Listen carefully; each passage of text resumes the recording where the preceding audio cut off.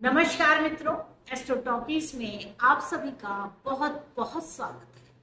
बहुत समय हो गया मुझे लॉन्ग वीडियोस ना बनाते हुए। कुछ ऐसे कारण थे जिसकी वजह से मैं वीडियो नहीं बना पा रही थी। कुछ स्वास्थ्य के कारण थे और कुछ अपने आप को ठीक करने के लिए मैं पूरी तरीके से प्रयास कर रही थी। और अगर इसका प्रभाव देंगे तो यहाँ पर क्या था कि शनिदेव वक्री अवस्था में थे, और जब शनिदेव मार्गी अवस्था में होने वाले हैं तो कामकाज का जो सिलसिला है वह राइट डायरेक्शन की ओर बढ़ रहा है। तो यही ग्रहों का प्रभाव होता है कि आपके जीवन में पता नहीं कैसे कैसे कब क्या चीजें हो जाएं, और आपको जो आप सुगमता चाहते हैं या जो करना चाहते हैं वो चीजें नहीं हो पा रही होती है। तो यहाँ पर क्या है, जब शनिदेव मार्गी हुए तो वैसे ही यहाँ पर वीडियोस भी सही ढंग से आने का मैंने प्रयास आरंभ कर दिया।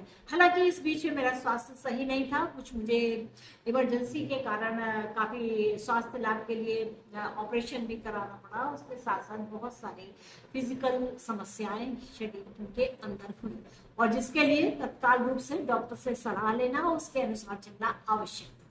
तो अब शनिदेव चूंकि मार्गी हो गए हैं और इस मार्गी अवस्था में यह कुंभ राशि में है, और मार्गी अवस्था में यह 29 मार्च 2025 तक रहने वाले हैं।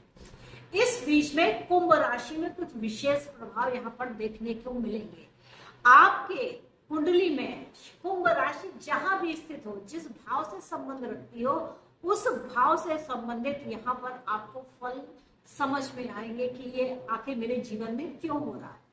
तो यहाँ पर देखिए, अगर शनिदेव की बात की जाए तो ये जो उनकी मार्गी स्थिति है वह 15 नवंबर 2024 को शाम के समय 6:50 पर, और यहाँ डिग्री वाइज अगर देखते हैं तो 18 डिग्री 30 मिनट और 17.43 सेकेंड या 4-3 सेकेंड होगा। पूर्णमासी की तिथि है, और साथ में इसका जो तिथि के स्वामी है वह शनिदेव है, और चित्रा नक्षत्र पर इसका विशेष प्रभाव है। तो इस प्रकार यह शनि की जो है मार्गीयता यहाँ हम लोग को देखने को मिलेगी। सामाजिक और आर्थिक क्षेत्र में बहुत भारी स्थिरता यहाँ देखने को मिलेगी।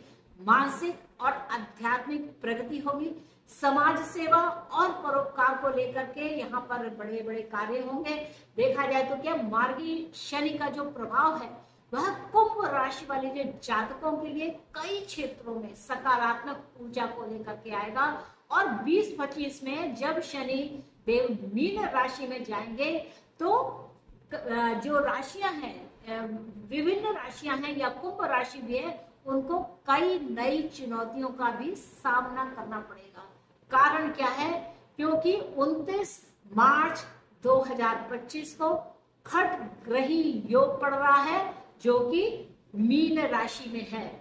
अब मीन राशि में प्रभाव को समझना कि मीन राशि के अंदर काफी आंदोलन आएगा।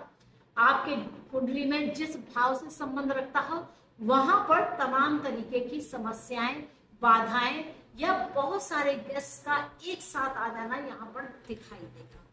तो अगर देखें तो ये जो ज्योतिष में देखा जाता है तो क्या मार्गी शनि होते हैं या डायरेक्ट जो सन होते हैं, ये नियम और अनुशासन में बढ़ोतरी करते हैं। आगे शनि का सीधा असर अनुशासन और नियमों पर होता है। यह लोगों को अपने जीवन में अनुशासन को सिखाता है, जिम्मेदारियों को और कर्तव्यों को गंभीरता से लेना सिखाता है, और समय से ले भी लेना चाहिए। स्थिरता और आत्म सुधार, शनि की मार्गी स्थिति जो है वह स्थिरता का प्रतीक है।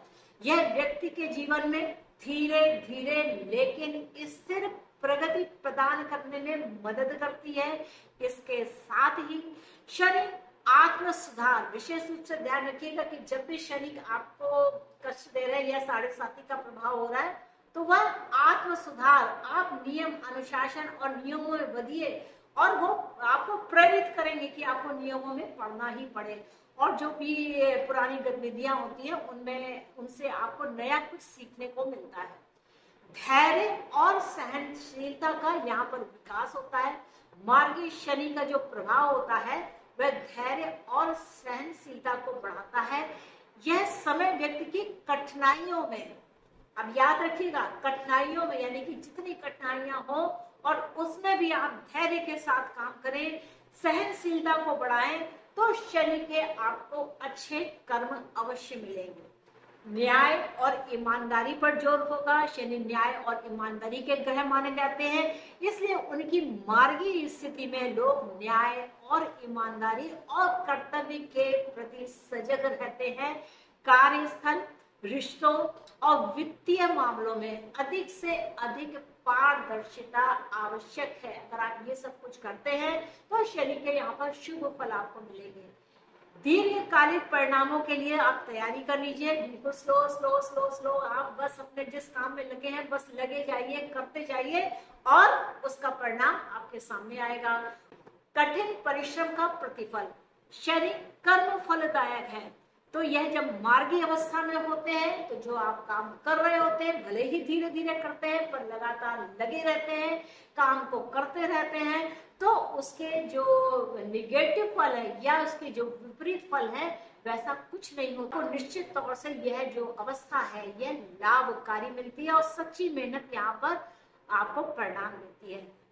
अगर इसके उपाय के रूप में अगर आप देखें तो ये तो हो गए आपके दैनिक जीवन के छोटे छोटे से एक तरीके, एक तौर तरीका कि जिस तरीके से आप अपनी लाइफ स्टाइल में चेंजेस ला सकते हैं।